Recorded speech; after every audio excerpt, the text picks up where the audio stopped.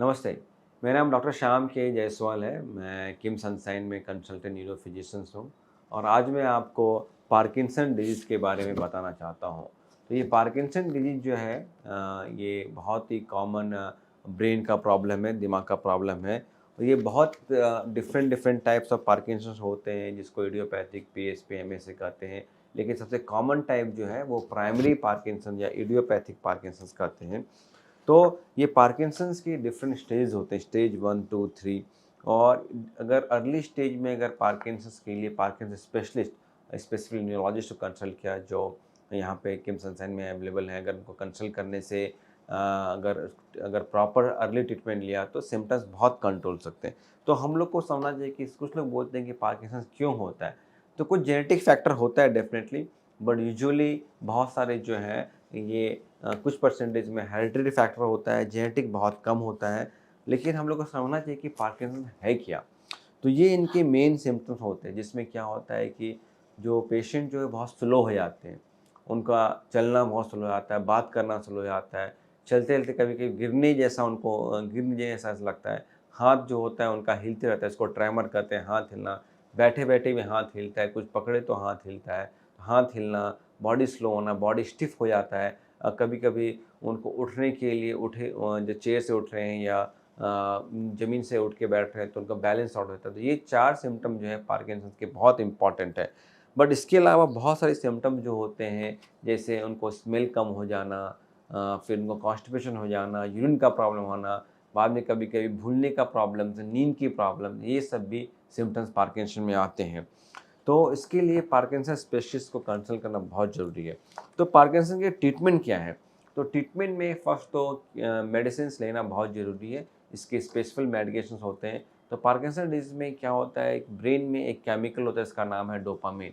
वो डोपामाइन जो ब्रेन के नर्व्स जो हैं वो कम बनाने लगते हैं। जैसे शुगर कैसे होता है, डायबिटीज़ कैसे होता है, जैसे बॉडी में इंसुलिन कम बनने लगता है तो शुगर बढ़ जाता है। उसी तरह ये एक बीमारी है पार्किंसन जिसमें ब्रेन में एक केमिकल नाम है डोपामाइन, वो कम बनने लगता है और उसके वजह से क्या होता है, हमारा बॉडी स्लो हो जाता है। तो हम लोग को ऊपर से उनका सप्लीमेंट, डोपामाइन का सप्लीमेंट, जो लिसिनडोपा टैबलेट्स, डोपामाइन टैबलेट्स हम लोग को देना पड़ता है और उसको फ्रीक्वेंट इंटरवल में डिपेंडिंग ऑन जैसे कैसे शुगर के लेवल के अकॉर्डिंग डोज एडजस्ट करना पड़ता है। उसी तरह डोपामाइन के पेशेंट के सिम्पटम के हिसाब से हम लोग को उसका टैबलेट्स देना पड़ता है, डोपामाइन टैबलेट देना पड़ता है, डोपामाइन एगोनिस्ट देना पड़ता है।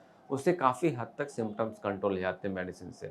आजकल ये बहुत इम्पॉर्टेंट एक और ट्रीटमेंट है जिसको डीबीएस कहते हैं, that's called deep brain stimulation. जैसे हम लोग हार्ट में आपने सुना होगा, अगर हार्ट के हार्ट बीट बराबर नहीं है तो हार्ट में पेसमेकर डालते हैं।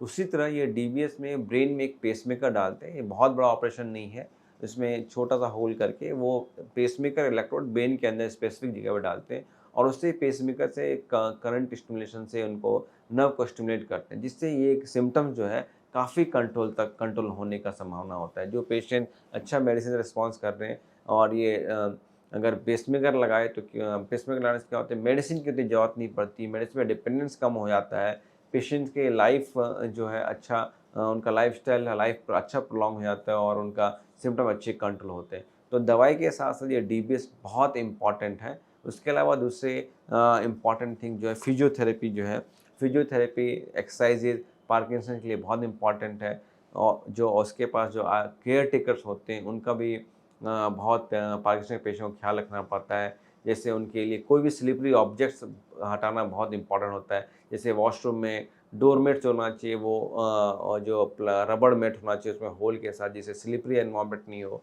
वॉशरूम में जो है हैंडल होना चाहिए जिसको वो पकड़ के उठ सकें, क्योंकि इसमें बैलेंस नहीं होता है। और बेडरूम में जो है कोई भी स्लिपरी ऑब्जेक्ट, स्लिपरी कारपेट, ऐसे थिक कारपेट होना चाहिए जिससे वो स्लिप नहीं हो फर्श पे, और अगर हो सके तो वो उसको स्टिक भी यूज़ करना चाहिए।